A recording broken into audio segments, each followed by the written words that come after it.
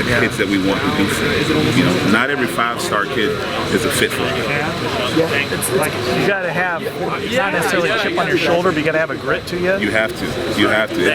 It's one of the most unique college environments, not only from what goes on in our building, but from just being in the community. The community in Iowa City. Iowa City is a small town. It's not, you know, it's not a state capital. It's not, you know, the things that the kids they live in a fishbowl here. You have to do your homework when you're doing work with the right kid. Not only make sure you find the right match on the field, but you want to find the right kid who's going to fit in the Iowa City community.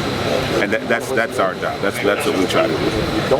Is this year, you know, have you had to sift through more prospects? Yes. There's been more prospects. There's been more traffic. There's been more kids who want to wear the Tiger Hawk, want to wear the black and gold. And like I said, that's an uptick because of what we did last year. But what our job is, we still have to sift through that, find the right kids for Iowa. That's the hard part. And then with a lot of these new rules, I mean, the restrictions are lifted now on liking and retweeting. Mm-hmm. That's got to be confusing for you guys, because what may have been a violation a year ago is now standard practice, and then maybe in 6 months it'll both go under. Working hand in hand with compliance, I'm sure, is very challenging. Yes, it is. You know, we still try to follow the rule. You know, the old school recruiting. You know, handwritten notes.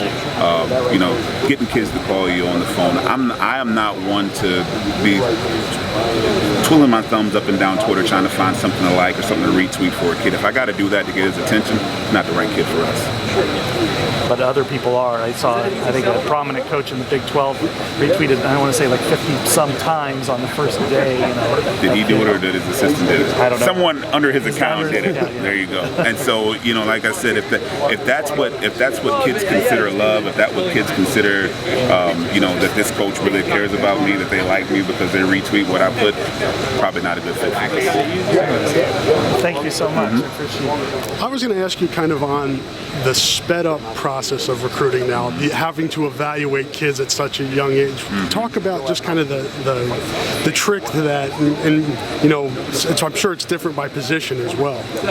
You know, it is hard. It's tough. Because, you know, a lot of times now, kids don't think you have interest in them unless you offer them, and I put offer in quotation marks. And what we're really looking for, we're looking for the kids who want to fit our culture. You know, we know what we do well here. We know the things that we prioritize here. Once we find those kids that share those same beliefs and those same priorities, they're willing to bear with us through the recruiting process, because it is rigorous. We're one of the schools that we like to put our hands on kids. We want you to come to campus. You know, we want you to come to our camp. We have one of the few padded camps left in the United States. We want you to come attend that. You know, just so you can be coached by our coaches, because we're not talking about like in my case, we're not talking about a 4-year decision. You know, we're going on 20 years now that my decision to come to Iowa has affected my life, and that's what we want. That's what we want to bestow upon these kids. It's not just a 4-year thing. This is a life thing. So when you're talking about something that important, I think you have to be thorough in your processes. And if a kid's not willing to be patient with those processes, then we have to move on. How early can you tell if somebody fits this culture? It takes a lot of hard work.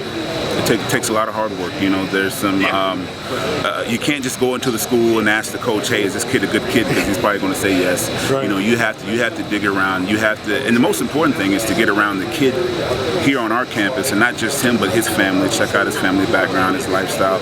Ask people in the community about him to really find out. It takes some digging. You know, you just can't take things at face value. That's how you get burned. The tailgates seem to really work well for you guys. Is that kind of what you're referring to? Just yes. Getting that everybody together and. Everybody together, and because it's a commitment from the families as well, because they're spending their money to come here. It's not what we're putting on. We house the event, but they're the ones paying. They're the one driving the miles. Mm-hmm. They're the one paying for the hotels. They're the one paying for the meals to be around us.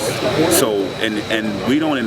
That's not an open invite. You know, it's not a 100-player invite thing. You know, there's a few select guys that we feel good about that we want to come to those things. I think people are looking. I know you can't talk about specifics, but this 2017 class, you guys have done well. but we're in August, and it's not till February when they sign. What type of work is there still left to do through the fall here till you get to signing day? Now you say done well. Like I told everybody, I think when I was being recruited, Pat Flaherty was the recruiting coordinator, and then Reese Morgan took over. So you talk about Jonathan Babineau, you talk about Bob Sanders, you talk about Nate Kading, you talk about Derek Robinson, and in the class after that, Abdul Hodge, Matt Ross. No one sings those guys' praises. No one said they were doing well in 2000. So I want to temper that when we say they were doing well. We've got I feel like we got a good group of guys who fit what we're trying to do. And if that's doing well, then I agree with that. You see, you have to roll with the punches as far as social media goes. You've gone deeper than you ever thought you would as far as what I'm doing on Twitter, what I'm doing on Instagram, what I'm doing on this. What do you mean? What do you mean roll with the punches? You got the rules change, the kids change. There are so many kids. The communication you do. I imagine your wife has left your phone on your hand a million times. Well, like I said before, with the social media, we're still very much hands-on with our approach to recruiting. I don't believe you can't email and Twitter yourself to a scholarship. You can't email and Twitter yourself to acquiring the right kids in your program. You have to put your hands on them. You have to dig. You have to go behind the scenes to find out about the kid. Does it help with communication? Yes. It's it's a lot better now. I can Twitter a kid and tell him to call me, and he calls me, instead of, using a phone call, during a certain period of the year. So in that regard, social media makes kids more accessible, but we still have to do our work. We can't recruit solely through Twitter.